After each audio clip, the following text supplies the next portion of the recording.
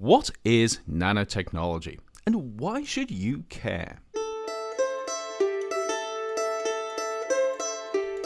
Before we get too technical, try this.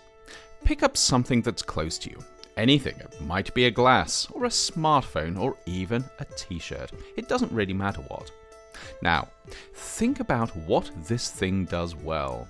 It could be holding water or chasing Pokemon, or if you're thinking about that t-shirt, making you feel awesome. Then think about what it doesn't do so well, perhaps smashing when you drop it, or running out of power just when you need it, or thinking about that t-shirt still, smelling of BO after you've worn it for a couple of days. It might not be obvious, but all of these things, the good stuff and the bad, depend on the individual atoms that make up the things around us, and importantly, how they're put together. It's a bit like a car working because of how all the individual bits are arranged. It's not just a case of having 4 wheels, an engine and a steering wheel. They all have to be in the right place if you want a car that gets you to where you're going without falling apart. Of course, atoms are a bit smaller than the wheels on a car, but the same idea holds. How the different atoms in something are arranged can affect things like how strong or how weak it is, or if it conducts electricity, or if you can see through it, or even what it feels like. In fact, pretty much anything that the stuff around you does, it does because of how all the different atoms it's made of are put together.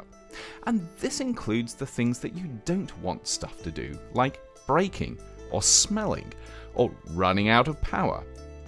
If we were really smart, of course, we'd make the stuff around us work better simply by doing a better job of arranging the different atoms it's made of. And if we were smarter still, we could make totally new stuff by putting atoms together in ways that we'd never done before. We could even start to create stuff that behaves in quite unusual ways, because when you start playing around with atoms, you can tap into some really weird quantum physics.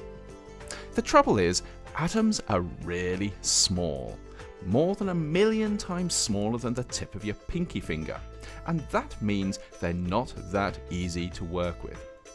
But over the past few years, scientists and engineers have become increasingly good at designing and engineering materials down at the level of atoms or small groups of atoms. And because this new technology involved doing stuff at such a minute scale, it's called nanotechnology. Using their new skills, nanotechnologists are beginning to do cool stuff like creating materials that are really good at turning sunlight into energy, or using nanoscopically small particles to deliver anti-cancer drugs, or even turning polluted water into drinkable water. They're even finding new ways to make glass that doesn't break when you drop it, batteries that last longer, and even t-shirts that smell fresh after you've worn them for a few days. This is really powerful tech. It's helping us to do stuff we couldn't even dream of just a few years ago.